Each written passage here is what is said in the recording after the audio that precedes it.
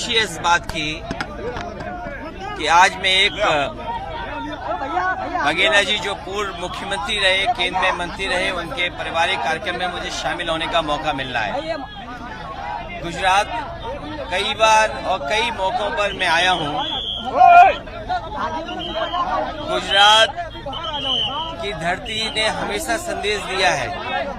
राष्ट्रपिता महात्मा गांधी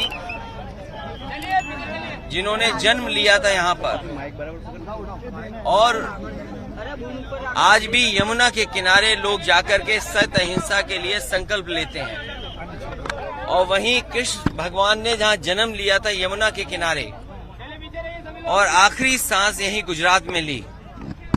ये जो रिश्ता है उत्तर प्रदेश से यमुना का, राष्ट्रपिता महात्मा गांधी जी से और कृष्ण भगवान से, कि जहां राष्ट्रपिता महात्मा गांधी ने जन्म तो गुजरात में लिया था, लेकिन आज यमुना के किनारे उन्हें याद करते हैं लोग, संकल्प लेते हैं जाकर के। वहीं भगवान कृष्ण ने जहां जन्म लिया था यमुना के किनारे, और उन्होंने आखिरी सांस ही गुजरात में ली थी। ये रिश्ता यमुना का और उत्तर प्रदेश वासियों का है। सत्य अहिंसा का नारा राष्ट्रपिता महात्मा गांधी ने दिया, उस रास्ते पे भारत चला और भारत को आजादी मिली।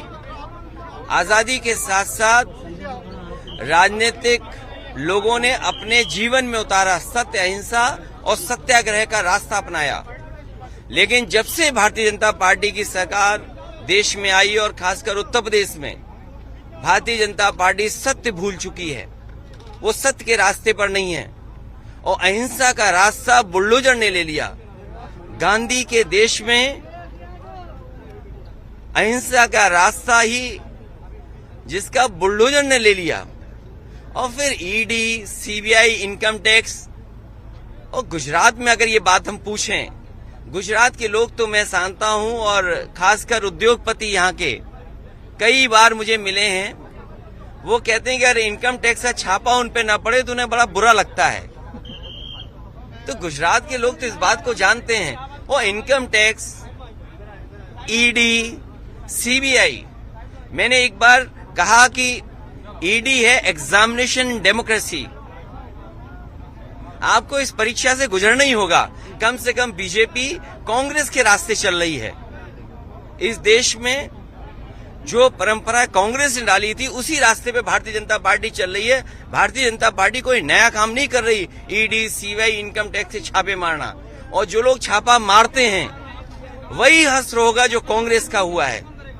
अगर आज ये छापा मार रहे हैं तो कल बीजेपी के भी नाम लेने वाले लोग नहीं बचेंगे। लेकिन तेजस्वी यादव को जिस तरीके से आज सीबीआई ने समन्स दिया है, उसको लेकर क्या कहेंगे? देखिए, सीबीआई, ईडी, इनकम टैक्स, ये सब सरकार के इशारे पे काम करते हैं। इसीलिए मैंने कहा, आप तो सीनियर जर्नलिस्ट हैं, पत्रकार हैं, ये बीजेपी कांग्रेस के रास्ते है। कांग्रेस ने भी देश के बहुत सारे नेताओं पे ईडी, सीबीआई, इनकम टैक्स समय समय पे मारे हैं। उसी रास्ते पर बीजेपी है। तो बीजेपी कौन सा नया काम कर रही है? अगर कांग्रेस आज जमीन पर पहुंच गई तो कल बीजेपी जमीन पर पहुंचेगी।